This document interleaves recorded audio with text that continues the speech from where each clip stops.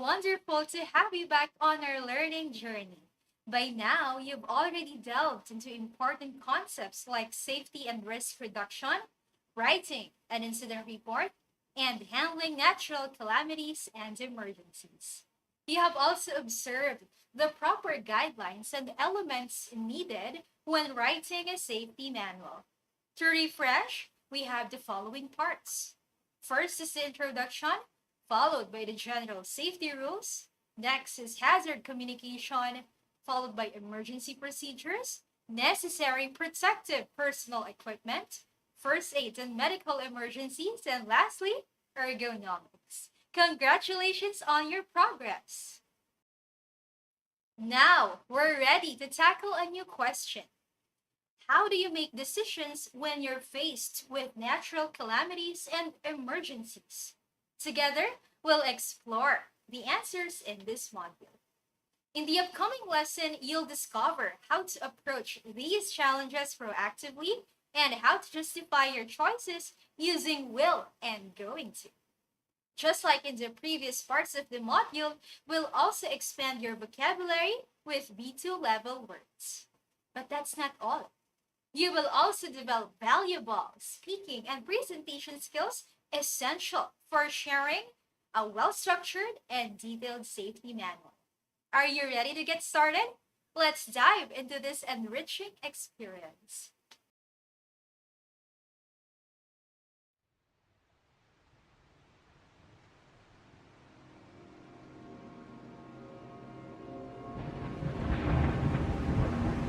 Disasters create large humanitarian and development challenges.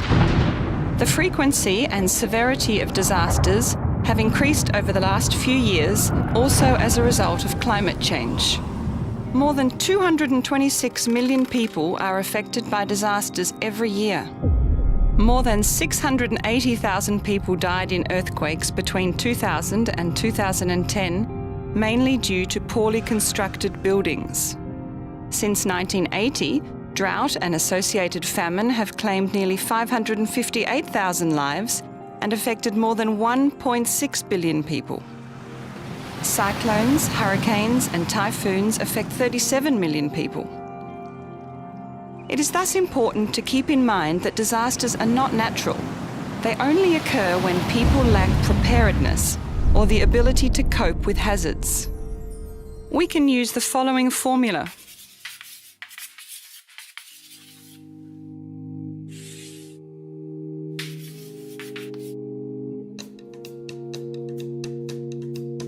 While education systems are greatly affected by disasters, they are also part of the solution.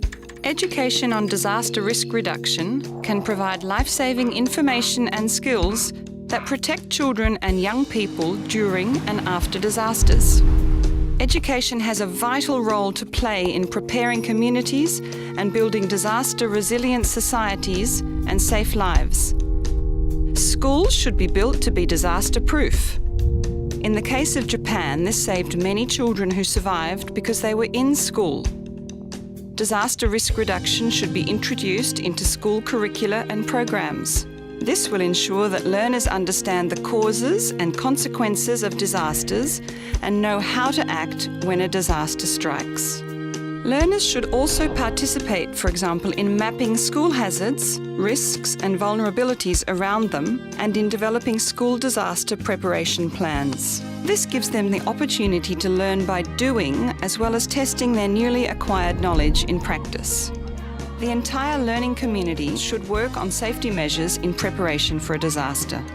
It is our hope that as many countries will integrate disaster risk reduction into the planning and construction of their facilities, the management of their schools, as well as in their curricula and programs. UNESCO provides the tools for integrating disaster risk reduction into schools. Let's use these tools and get active today.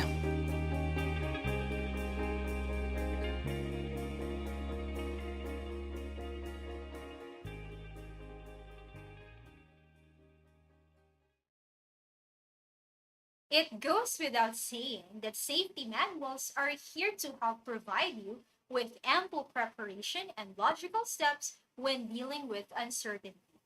When you write this, keep in mind that you are looking after various possibilities of emergencies.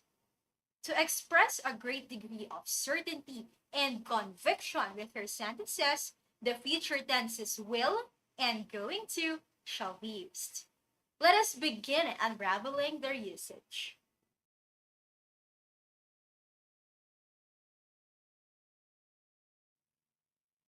Will can be used for various functions. First is to express rapid decisions. Next is to indicate prediction. Third is to imply an offer, promise, or threat. And lastly is to convey refusal. Let us see how will can be used to express rapid decisions. Sample. In the face of an approaching typhoon, I will swiftly gather essential supplies and secure our home against potential damage.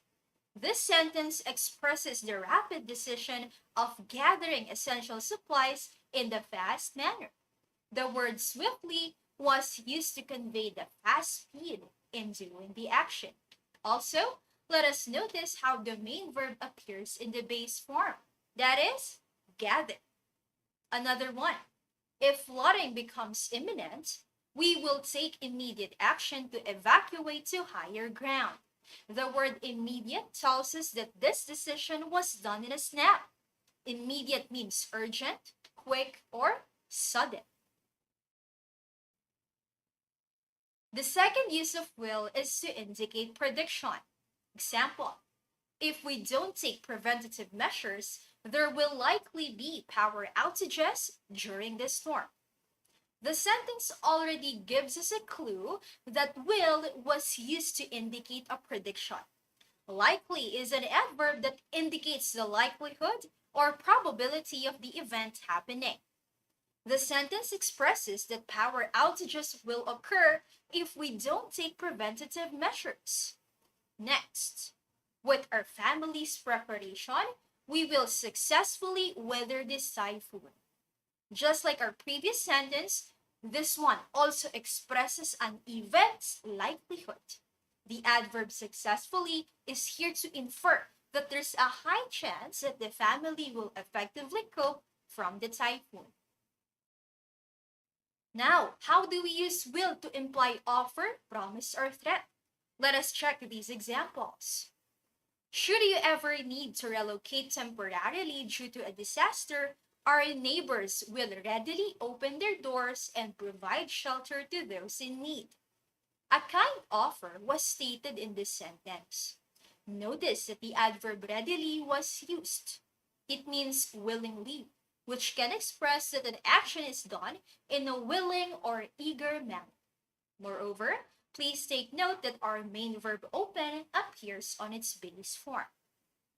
Ignoring the early warning signs of an approaching typhoon will leave residents vulnerable to the threat of flash floods and landslides.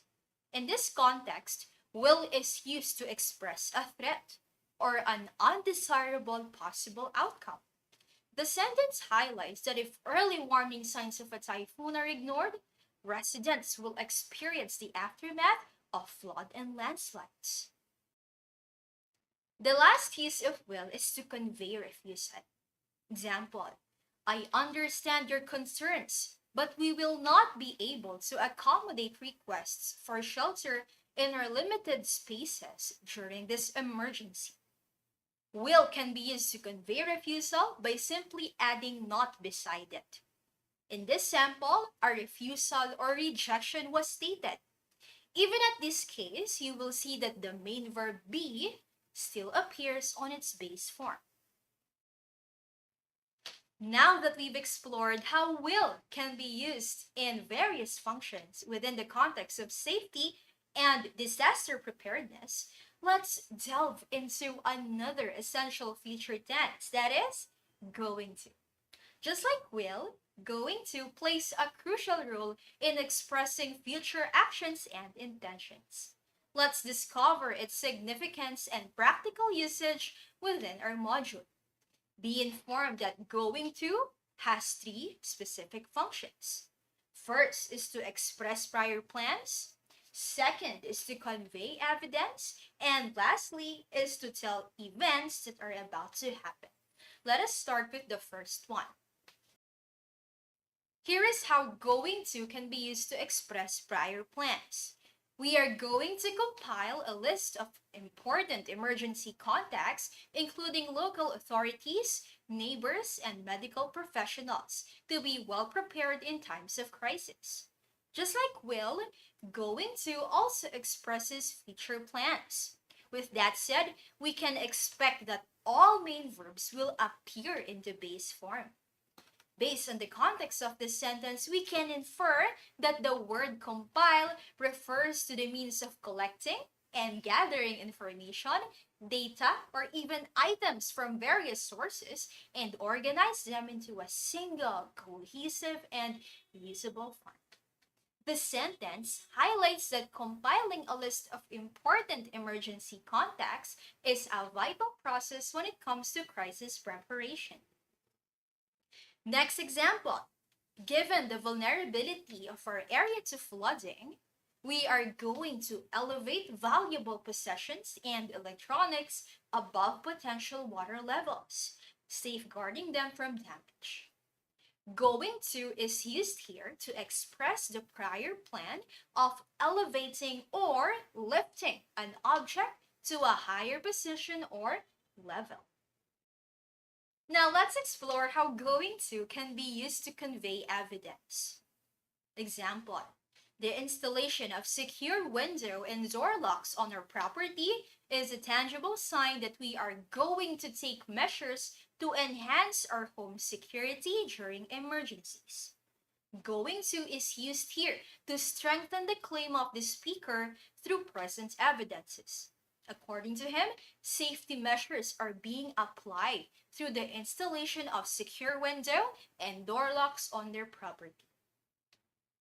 Next, the ongoing monitoring of weather alerts and disaster updates is proof that we are going to stay informed and adapt our safety plans accordingly.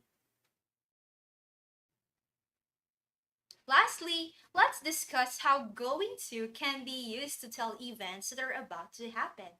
Now, you may be getting a little confused since we have established that will can also be used to express prediction. So, which is which? The key to unlocking the answer here is to determine the sentence's content. Will tends to be more spontaneous and subjective. It does not use scientific evidence to support the claim. Let's go back to our previous example. If we don't take preventative measures, there will likely be power outages during the storm. It shows a what? A hunch. An intelligent guess. On the contrary, going to often indicates prior intention or evidence for the prediction. In short, it is more certain and detailed.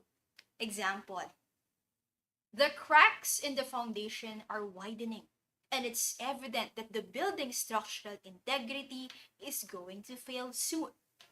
The sentence claims that the building structure is going to fail soon. This is not a passive claim because a specific evidence is laid out. That is, the widening cracks in the foundation. Let's have another sample. The river is swelling, and if the water level keeps rising, it's going to overflow its banks and flood the neighborhood.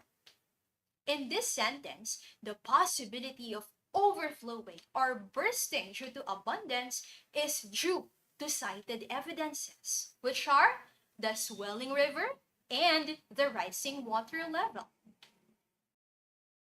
Let's start with number one. When we observe potential signs of a flood, we blank swiftly gather essential supplies and secure our home. What do you think is the best future tense verb? Is it A, will, or B, going to?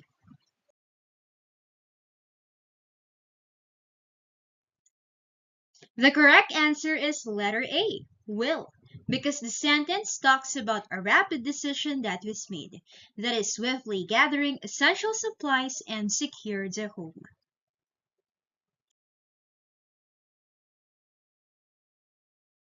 Number two, In preparation for potential medical emergencies, we blank stock our first aid kit with essential supplies.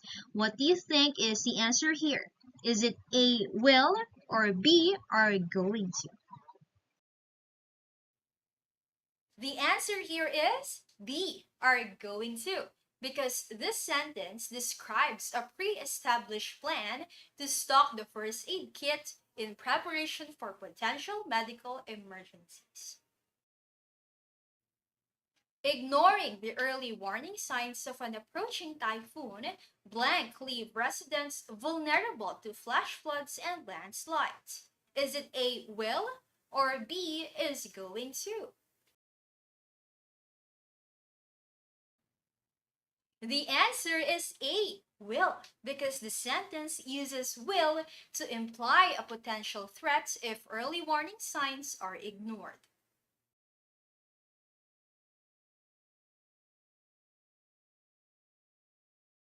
As we revisit our journey in Lesson 3, we discussed various components of a comprehensive safety manual.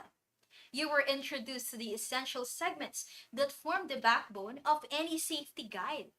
You have the introduction, the general safety rules, first aid and the medical emergencies, etc. You've even had the opportunity to explore an exemplary model, right? Can you recall the safety manual you diligently crafted in our previous lesson? Now it's time to take your communication skills to the next level, to express yourself assertively. In this post-task assignment, your mission is to convey your safety plan to your family. Present it with confidence, read it aloud, and collectively ensure that you not only remember but also comprehend and put it into practice the critical information that can safeguard and potentially save lives. Hooray for making it at the last part of the module! This portion is the test of your ultimate understanding on the grammatical concepts discussed.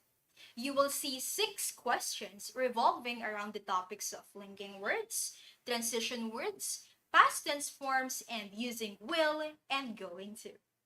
Let us start. Number 1. Choose the correct coordinating conjunction that will complete the sentence. We need to stock up on supplies. Blank, they are essential to our family's safety during emergencies. Is it A, but, B, and, C, so, or D, for? If you answer D, you are correct. In this sentence, for is used as a coordinating conjunction to provide a reason or explanation for the action in the first part of the sentence. That is, stacking up on supplies. It connects the two clauses and clarifies the purpose of the action. Number 2. Choose the best subordinating conjunction that will complete the sentence. Blank power outages are common during storms. Having a backup generator is a wise investment. Is it A, although, B, if, C, when, or D, since? Did you choose letter A? If yes, you are incorrect. In this sentence, since is the correct answer because it is used as a subordinating conjunction to introduce a dependent clause that provides a reason or explanation for the statement in the main clause. It establishes a cause and effect relationship between the two clauses. Number 3. Among the choices, which is the best transition word to use that will complete this sentence? Regular safety briefings are crucial. Blank discussing the importance of designated meeting points during emergencies can prevent confusion. Is it A, in addition, B, meanwhile, C, similarly, or D, consequently? The correct answer is letter A, in addition. This transition word is used to indicate the addition of another related point or idea. It signifies that the second sentence provides supplementary information related to the first sentence. Number 4. Which sentence shows the correct usage of the past perfect tense form of the verb? Is it A, before the earthquake struck, our community had already conducted multiple drills? Or B, before the earthquake struck, our community have already conducted multiple drills? Let's check letter C. Before the earthquake struck, our community had already been conducting multiple drills. And lastly, letter D. Before the earthquake struck, our community conducted multiple drills. Among the choices, which do you think is the best answer? The correct answer is letter A because it uses the past perfect tense, which is had already conducted, to show that the action of conducting multiple drills took place before a specific point in the past, which is before the earthquake struck. Number 5. Which sentence shows the correct usage of the past perfect progressive tense form of the verb? Is it A, by the time the first responders had arrived, we were administering first aid to those injured during the accident? Is it A? What about B? By the time the first responders had arrived, we have administering first aid to those injured during the accident. Let's check letter C. By the time the first responders had arrived, we had been administering first aid to those injured during the accident. And last option, letter D. By the time the first responders had arrived, we have administered first aid to those injured during the accident. What do you think is the best answer? The correct answer here is letter C. By the time the first responders had arrived, we had been administering first aid to those injured during the accident. In this sentence, had been administering is in the past perfect progressive tense, which indicates an ongoing action that started in the past and continued up to a specific point in the past, which is the arrival of the first responders. Okay, this is our last question. Number 6, choose the best future tense verb that will complete the sentence. The continuous rainfall blank caused flooding in low-lying areas. Is it A, will, or B, is going to? The sentence is describing a future event, which is flooding, that is expected to happen as a result of the continuous rainfall. Therefore, B is going to is the correct answer because it indicates a prediction based on current conditions, making it the most appropriate choice in this context. Impressive work, learner! I commend your outstanding progress throughout this module. You have not only acquired a deep understanding of safety and risk reduction, but also eloquently articulated your personal experiences during natural calamities and emergencies. Beyond mere description, you have shared your perspectives on these phenomena and substantiated your decision making processes. Furthermore, I am confident that your proficiency in macro skills, including grammar and vocabulary, has improved. Your grasp of these topics now stands at a remarkably advanced level. To delve deeper into these topics, I encourage you to explore the complete module available on Global English Competitiveness for B2 learners. Once more, I am Miss Galero, your instructor for Module 8, Safety, Accidents, and Emergencies. It has been a pleasure sharing this educational voyage with you.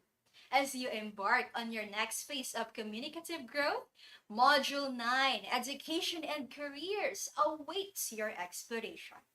Farewell and best wishes on your continued learning journey. Bye!